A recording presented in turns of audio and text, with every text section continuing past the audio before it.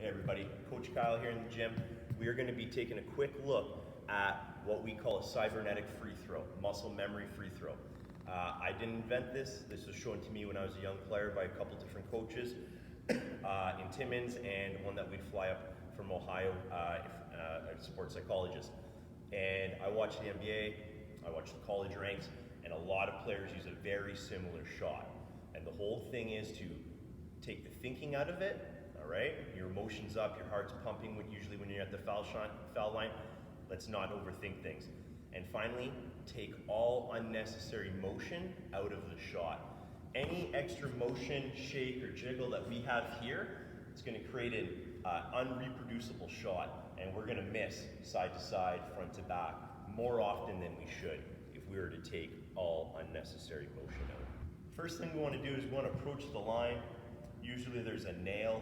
I like to put my right foot just outside of the nail. So I'm not totally centered to the rim. I'm actually slightly over a little bit to the left as I'm a right-handed shooter. I like to keep my right hip bone in line almost with the center of the rim. Next, I like to hold the ball on the equators as the ref gives it to me. Take a big breath. I look up at the rim.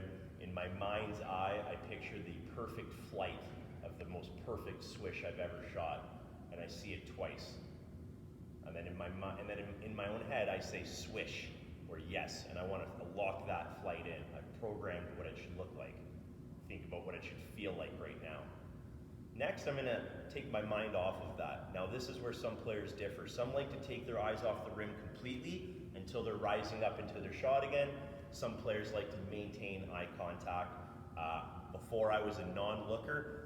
As I'm getting older, I'm becoming more and more of someone that continues to look at the rim. So I see the back of the rim, I see my target, I do a ball spin, I bring the ball back where the seams are across my fingertips, all right, ideally where I'm almost in line with the needle hole. Right from there, I bend my knees and my hips into a good comfortable position, all right.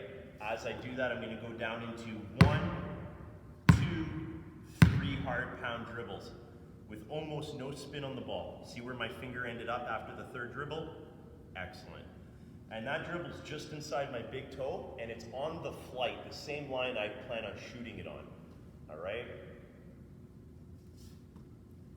1, 2, 3. I come straight up and out right from that shot. All right? There's no catching and stopping. So I did not go 1, 2, 3, stop, and then shoot. It was very smooth from that last one. Almost as if I'm guiding the ball in the rim. Up again, we want to take the thinking out of it by just pre-program these movements. Take the extra movement out. I come up, I step just to the right of my nail. I see my perfect swish in my mind's eye. I say swish. I do one ball spin. Right from there, I go straight down. 1, 2, 3. From that last dribble, I'm straight up into my shot.